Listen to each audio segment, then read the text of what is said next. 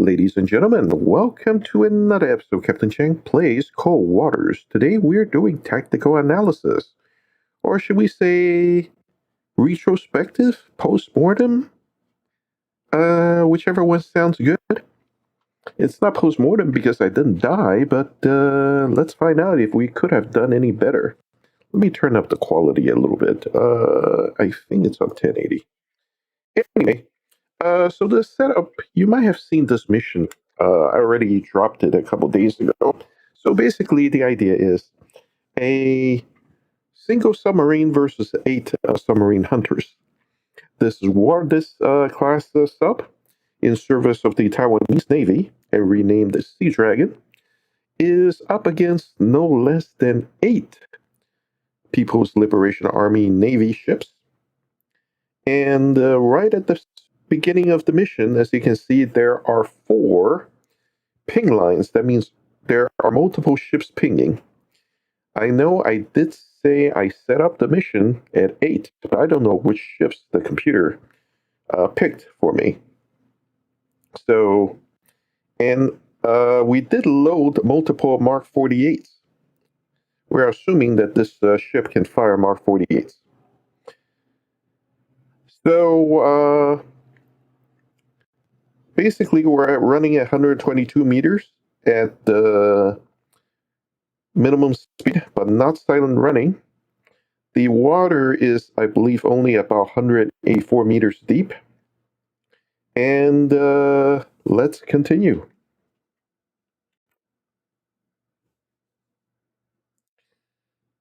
Okay. We are just going to look for the enemy. As you can see, the water is not very deep here, and it looks like all enemies are to the northwest.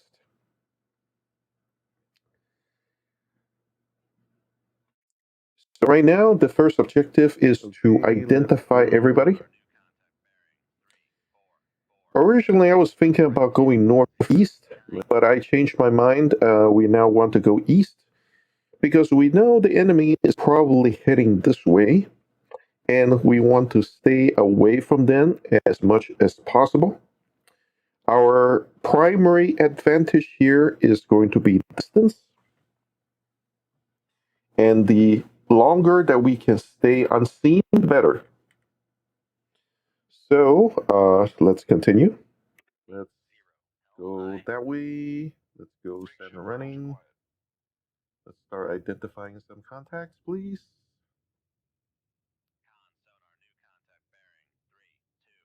Doesn't look like they're pinging. They're pinging, but they probably have not identified us yet, so we're just going to look for all the ships. On the other hand, the fact that that ship is only about estimated range of only 6 kilometers away is a bit worrying.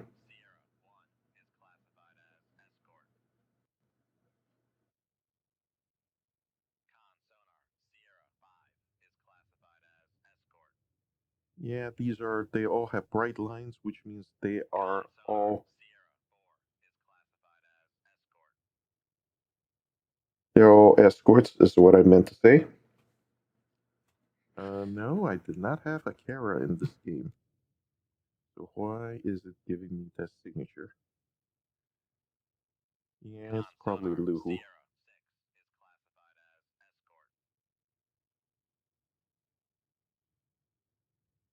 Let's see. Check. And this is where things got a little wonky. Because as you can see, that ship did launch something. Yet, according to contacts, he shouldn't be able to see me. You notice that the pointer was over there and I click on it. Wait. When I clicked on it, it says Luda. He should be minus 33. He should not be able to see me. Yet he shot at something. Yet there should be nothing else that he should be shooting at. He just fired again, so that's at least 3 shots. What the?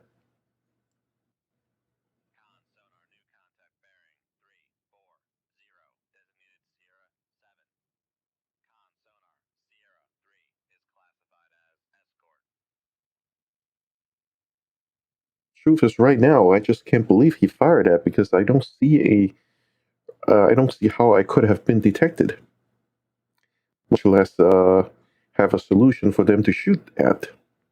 On the other hand, I guess I'll be proven wrong in about a couple seconds. And yes, that is a torpedo right on top of me. I've been proven wrong. And then this is one of those F me moment. Let's see how I react. What the? He's still firing. That's another torpedo out. What the? There's a torpedo on top of me already? And as you can see, I did not panic. The first thing you need to determine is how is the torpedo really caught you yet? And one thing you can rely on in cold water is read the indicator lights on the top right corner. I know there's I know these symbols are in the way, but right now, only the silent running light is lit, so the torpedo has not caught us yet. But it will once it completes the circle. So we need to, it will probably do so when it completes the circle. But right now, we are still below its seeking arc. Because remember, when a torpedo hits the water, it's going to seek shallow first, and then it slowly spiral down to the bottom towards the bottom until it sees something. So at the moment, it's too shallow to see us. And my first instinct is to go deeper. But remember, the floor is a 184. So we don't have a lot of room to go. Let's continue. And this is also why I have a decoy loaded at all times. If you have a decoy, use it. The decoy needs a little time to get away from you. See, the torpedo still has not caught us yet, even though we are dropping a noisemaker to be absolutely sure. The torpedo is still going to circle, and hopefully this time it's going to be going after. It's going after the decoy. What the heck did those guys find me? The other one is circling, and it will also be finding the decoy. So in the meantime, I have ordered a reload of one for another decoy, and then we're going to get some torpedoes out.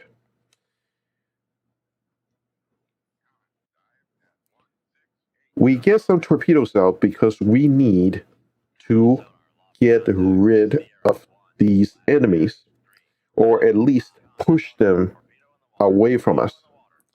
Now the torpedoes are really after us. You can hear the torpedoes in the water call, and you can see the warning light. This one is shallow bottom light, and then we have a torpedo light. So that torpedo is after us, the one to our northwest. However, we did drop a noisemaker, which means another torpedo just dropped on top of us. So 2 torpedoes are going after us, and meanwhile, we're booking it to the east. That torpedo is going to circle around, will probably find us. The other one, it may or may not. Kind of hard to tell. I just fired our second moss decoy. Hopefully it will distract it. We don't have any mouse decoys anymore. I recommend you load 4 decoys when you can. Okay. The torpedo has actually not caught on because you don't see the torpedo warning light, and it was also confused by the noisemaker we dropped. That one is going after the decoy, I think, so it's this one and that one that we have to worry about. That one probably missed the decoy, and it's circling back toward us. And now we can see that it's that one's definitely after us now. It's quickly flashing.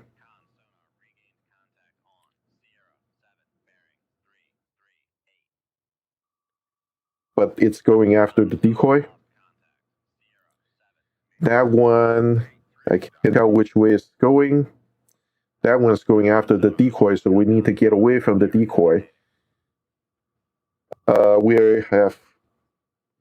We're going shallow. We went shallow, so we're going deep. We're doing deep. We're doing depth fluctuations.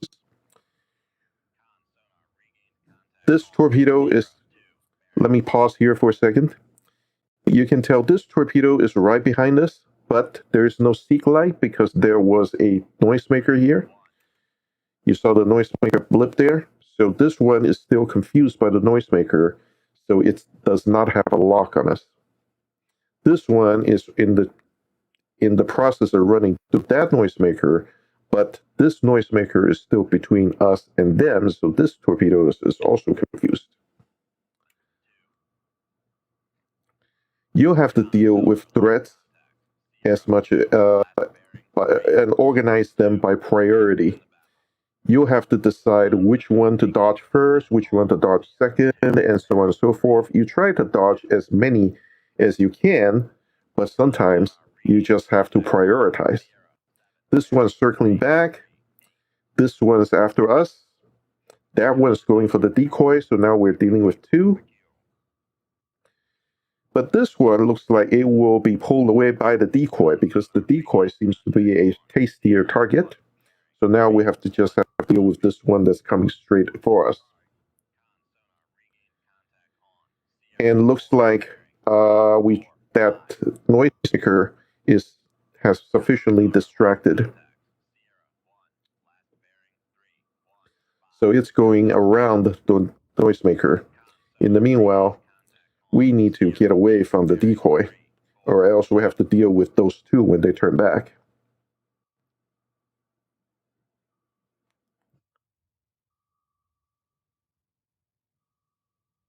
In the meantime, that torpedo is going to chase that decoy, and another torpedo is coming in, while our 4 torpedoes are going to chase and push away the enemy.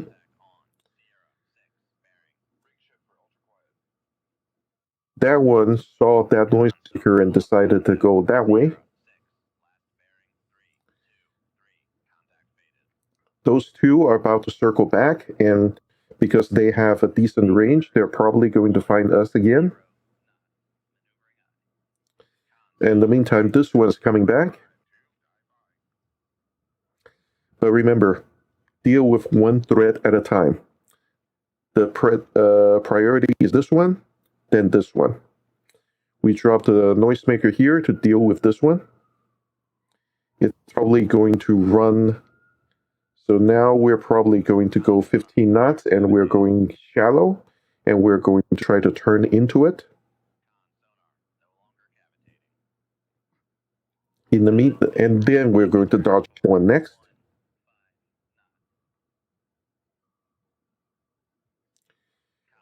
Remember, prioritize.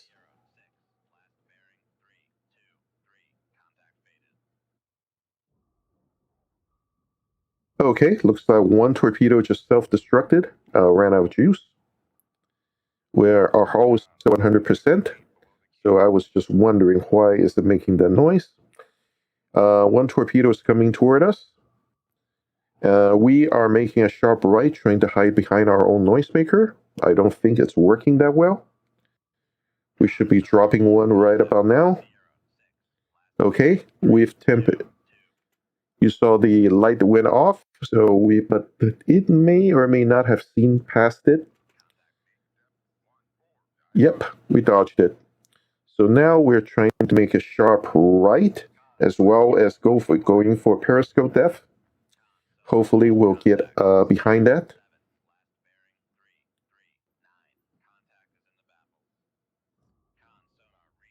The other torpedo just ran out of juice, so it's now we only have to worry about this one.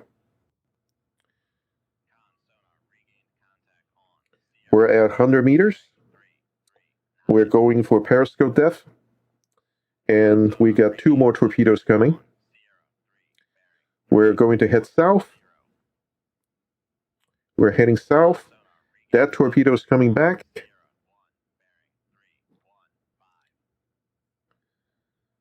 And that one may be going for us, but now we're going back for the bottom again.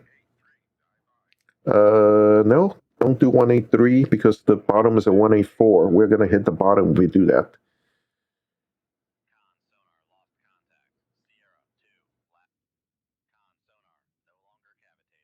Okay, that torpedo is confused. It's just went for... We're trying to stay inside the turn circle. Let's see if we can... let's see what that torpedo does. We're trying to stay inside the twin circle. Okay, that torpedo just self-destructed, ran out of juice. So now we have to dodge this one. I don't think it has lock on us because we have a noisemaker between us and that. So we're going 15 knots again. We're going for bottom. It just turned away. I think we just killed one enemy ship with one of our torpedoes. This torpedo's turning back around. It's going for us. We are already near the bottom and it is still circling, so we will try to go for the inside circle maneuver. We're going to stay inside its turning circle. We're making a sharp right and then we're going to stop.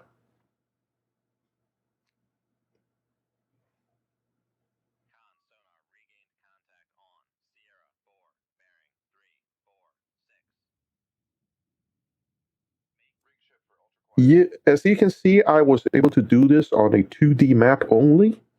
If you really want to cheat, you can engage 3D map and try to peek behind you for the torpedoes, whether it's above you, below you, and do a 3D dodge that way. But as you can see, I was able to do this purely on a 2D map. And at this moment, we have successfully pushed all enemies out of 10-kilometer zone. They're like 15. They're like more like a 15, 20 kilometers now. And that means they don't have a direct lock on us, even if we were doing 10, 15 knots. And since we just went 0 and silent running, they have no lock on us. They can keep shooting torpedoes at us, but as long as we don't do something stupid, they can't find us. And as you can see, that torpedo is simply circling and not finding anything.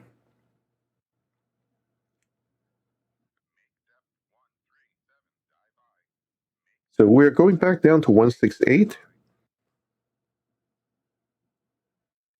And by this time, as you can see, I have regained the initiative rather than reacting to all their torpedoes because all of my torpedoes are pushing them away.